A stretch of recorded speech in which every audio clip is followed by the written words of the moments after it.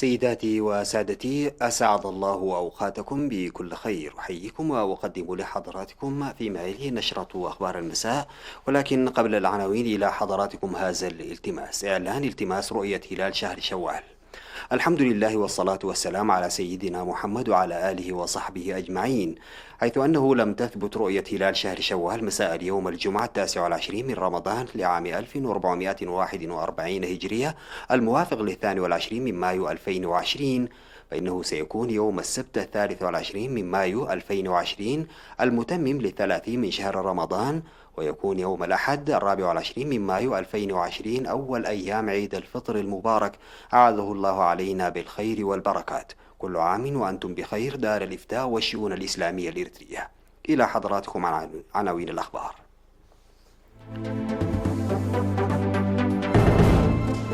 رؤساء دول وحكومات يبعثون برسائل تهنئة بمناسبة عيد الاستقلال 29.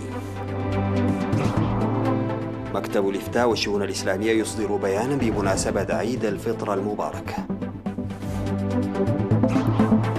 دعم المحتاجين في الإقليم الجنوبي وإقليم عنسبة. تحطم طائرة على متنها 107 من الركاب في باكستان. ترامب يعلن انسحاب الولايات المتحدة من اتفاقية الأجواء المفتوحة الدفاعية مع روسيا. الصين تعلن عن نجاح استراتيجي كبير ضد فيروس كورونا المستجد.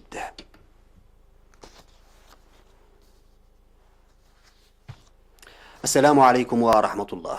بعث رؤساء الدول والحكومات برقيات تهاني إلى الحكومة والشعب الإريتري بمناسبة عيد الاستقلال 29.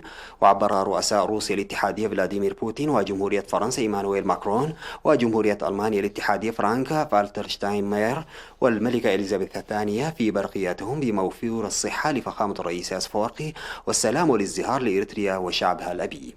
وأكد الزعماء عن رغبتهم وجاهزيتهم لتطوير علاقات بلادهم مع إريتريا وتعزيز التعاون الثنائي.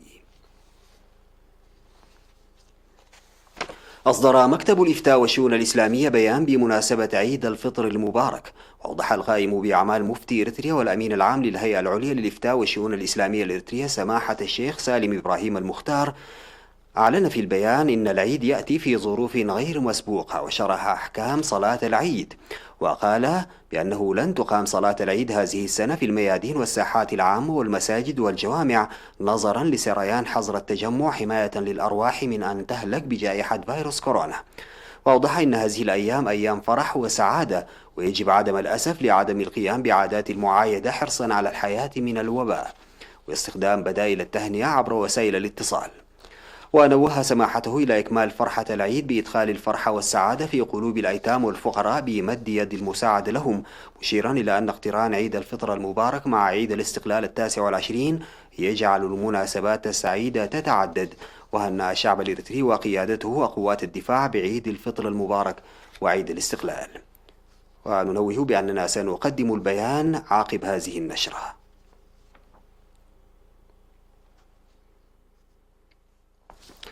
يقدم المواطنون في إقليم الجنوبي وإقليم عنسبة الدعم للأسر الملازمة لبيوتها تنفيذا لتعليمات مكافحة وباء كورونا. وفي مديرية صرونة قدم سكان ضاحية أمباباريا 7 كنتالات من الذرة، وألغت السيدة برهانة من بلدة صرونة إيجار شهر للمستأجري منزلها. ويعمل الشباب الطوعيون في مدينة دكن حري لضمان التباعد الاجتماعي في مستشفى المديرية وتوزيع المواد الغذائية التي يجمعونها من المتاجر. من ناحية ثانية، ألغى العديد من المواطنين إيجارات المنازل من شهر إلى 4 أشهر في مختلف مناطق الإقليم الجنوبي ومدينة كرن.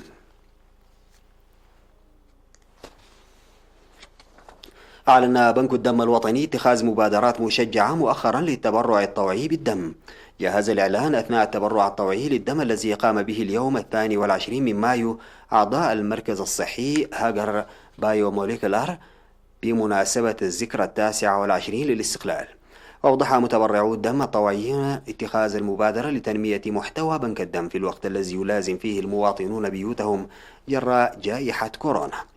وذكرت جمعية المتبرعين الطوعيين بالدم إن الأنشطة المجتمعية للتبرع بالدم جارية منذ بداية شهر مايو، مشيرة كمثال إلى تبرع عمال وزارة التجارة والصناعة وعمال مستشفى حليبة وطلاب مدرسة جندع للتمريض وعمال شركتي ساوا وبادمي للبناء وجمعية فريق الصحة في ججرة وفرقة رائي الفنية وأحمام الأنشطة الرياضية وقوات الدفاع الإريترية وغيرهم. سادتي، نتوقف مع فاصل قصير ونعود لمواصلة الأخبار.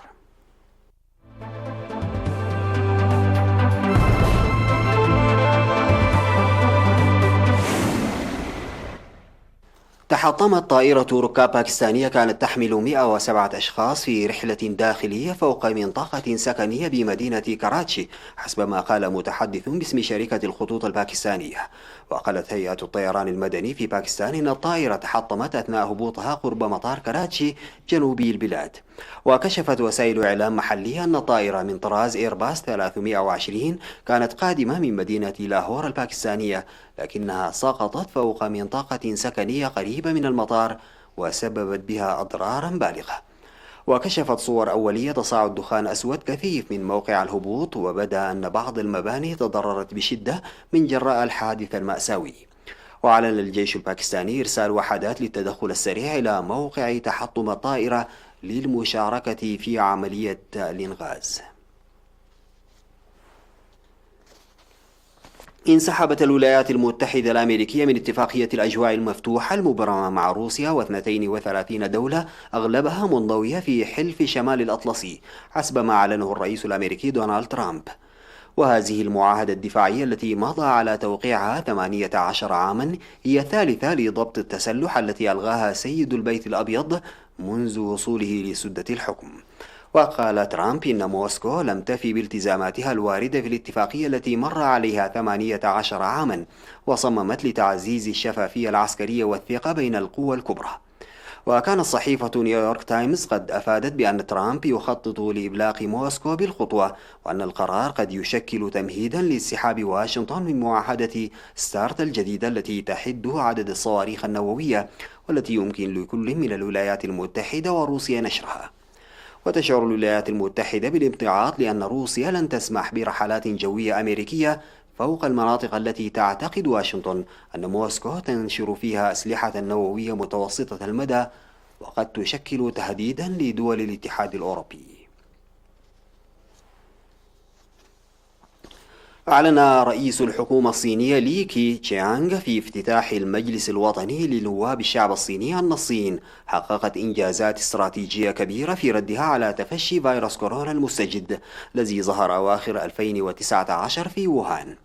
وبعد إغلاق البلاد أواخر يناير ردا على تفشي الوباء، استطاعت بكين الحد بشكل كبير من عدد الإصابات بفيروس كورونا التي انخفضت خلال الأسابيع الأخيرة لتسجل البلاد عددا قليلا من الحالات الجديدة في اليوم. وأضاف رئيس الحكومة الصينية: حققنا انتصارا حاسما في الدفاع عن مقاطعة هوباي وعاصمتها ووهان اللتين فرض على سكانهما حجرا صحيا لمدة 2.5 شهر.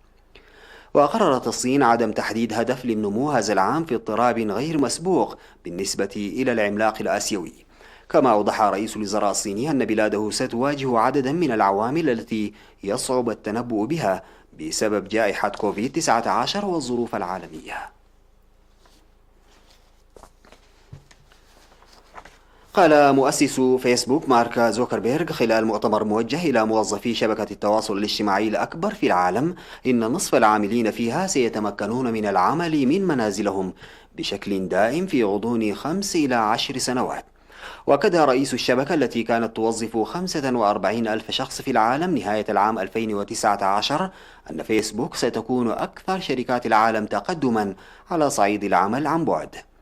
وسبق لشبكة فيسبوك التي يعمل 95% من موظفيها عن بعد راهنا أن أعلنت قبل فترة قصيرة أن العاملين لديها سيستمرون في غالبيتهم بالعمل من منازلهم حتى نهاية السنة الحالية، ولن تنظم أي حدث يجمع أكثر من 50 شخصا حتى يوليو 2021 على أقرب تقدير. وتظهر دراسة داخلية أن أكثر من 50% من الموظفين يعتبرون أنهم أكثر إنتاجية من خلال العمل عن بعد، فيما عرب 20 إلى 40% عن اهتمامهم بإمكانية العمل عن بعد بشكل دائم، لكن نصف الموظفين يتمنون العودة إلى مكاتبهم في أقرب فرصة ممكنة. انتهت نشرة أخبار المساء، قدمتها لحضراتكم من الفضائية الإريترية. شكرا لمتابعتكم. السلام عليكم ورحمة الله تعالى وبركاته، وكل عام وأنتم بخير.